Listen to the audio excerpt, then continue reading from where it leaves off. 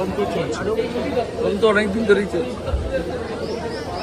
মাথাকে ধরুন, পার্থ তো চুনোপুটি, সব খেয়েছে হাওয়াই ছিল। পার্থ টাকা তুলে তো মুখ্যমন্ত্রীকে দিয়েছে, ওনাকে ধরছেন না কি ভয়? কেন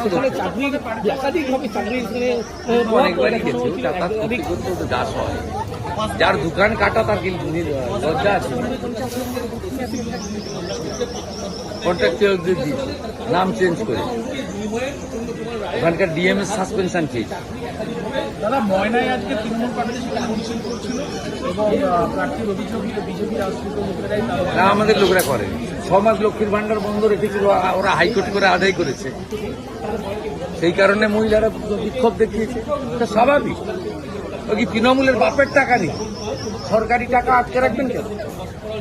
7 কোটি লোককে মোদিজি রেশন দেয়, 54 লক্ষ লোককে পিএম কিষাণ দেয়। আমরা বলিনি যে মুসলমানদের দেবো না, তৃণমূলরা পাবে না।